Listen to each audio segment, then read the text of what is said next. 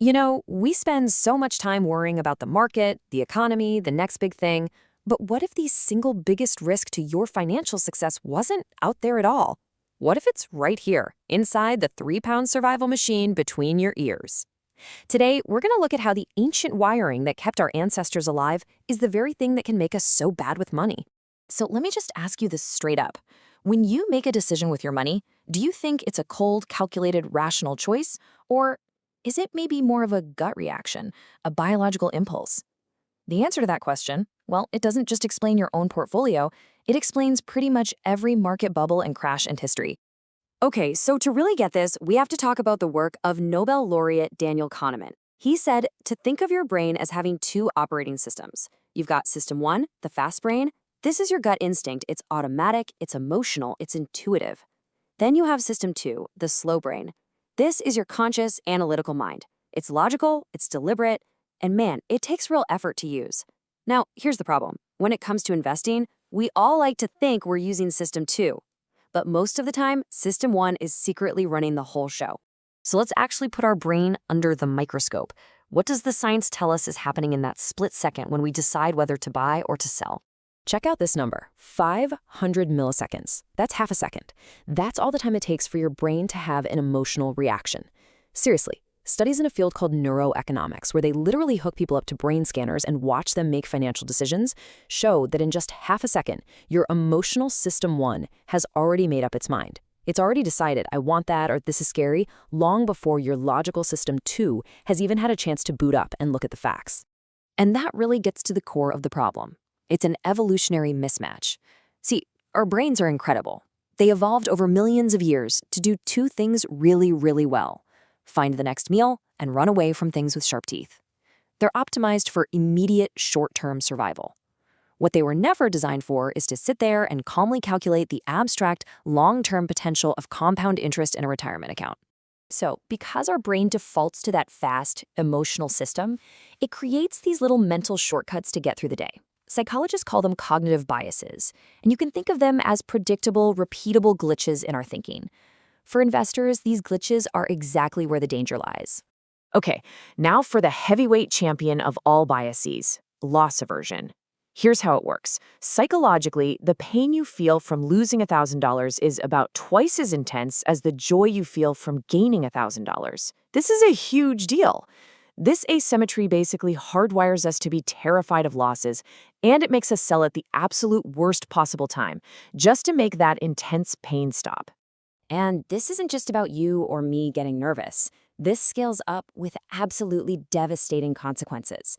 Research that analyzed the 2008 financial crisis showed exactly this. Once the losses hit a certain point, individual loss aversion took over the entire market. It triggered this massive, coordinated panic selling that went far beyond what any rational model could have predicted. But what's so fascinating is how the greatest investors managed to flip this bias on its head. When you hear Warren Buffett say this, he's not talking about the emotional fear that makes you panic sell. No, he's taking that raw instinct and turning it into a rational, System 2 principle for preserving capital. His focus on buying such high-quality businesses to begin with that the risk of a permanent loss is super low from the get-go. All right, on to our next mental trap, decision fatigue. We're always told that more choice is better, right? More stocks, more funds, more data. But here's the thing. Our analytical brain, our system 2, it's like a muscle, and it gets tired.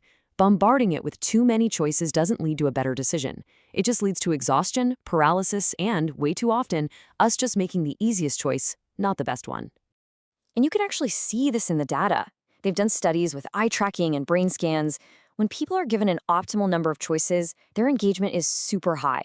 But look what happens when you throw too many options at them. A phenomenon that researchers call scanning fatigue kicks in.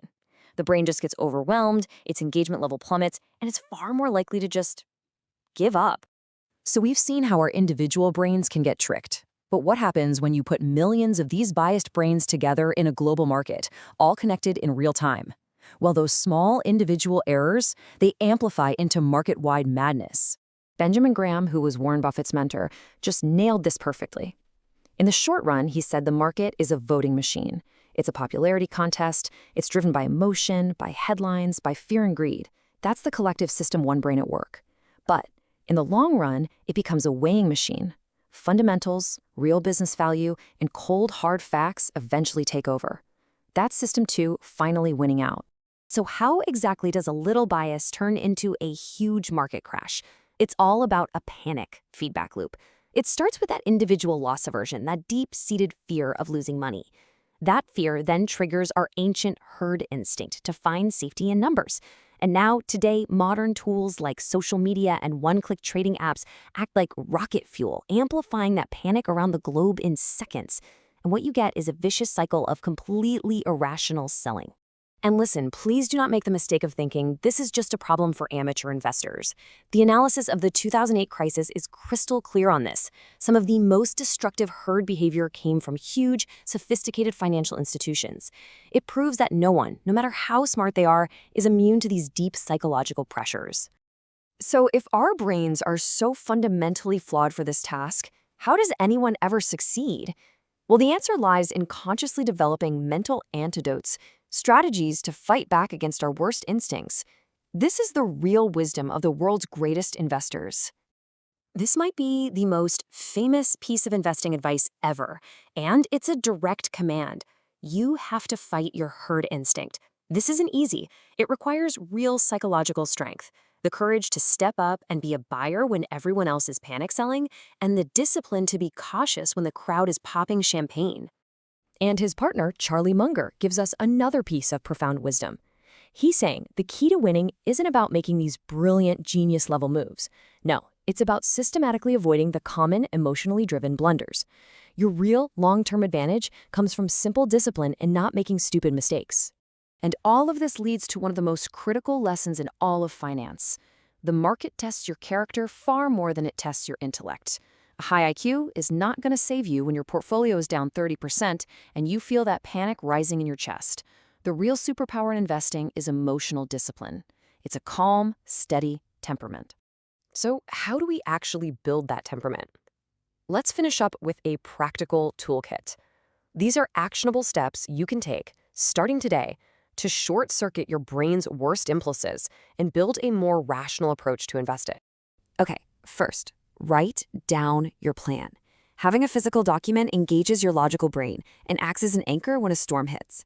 Second, define what you actually understand, your circle of competence, and stay inside it.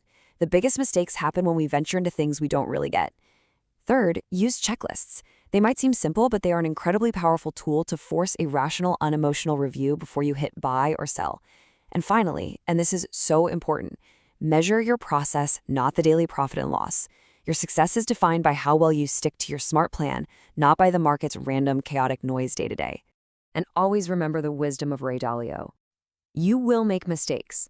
The market will cause you pain. That's a guarantee. But that pain is a signal. If you can reflect on it, learn from it, and use it to make your system and your process better, then that pain becomes the engine of your progress. And so that leads us to one final question. After everything we've looked at today about our own psychology, is the biggest risk to your financial future really out there in the unpredictable market? Or is it staring right back at you in the mirror?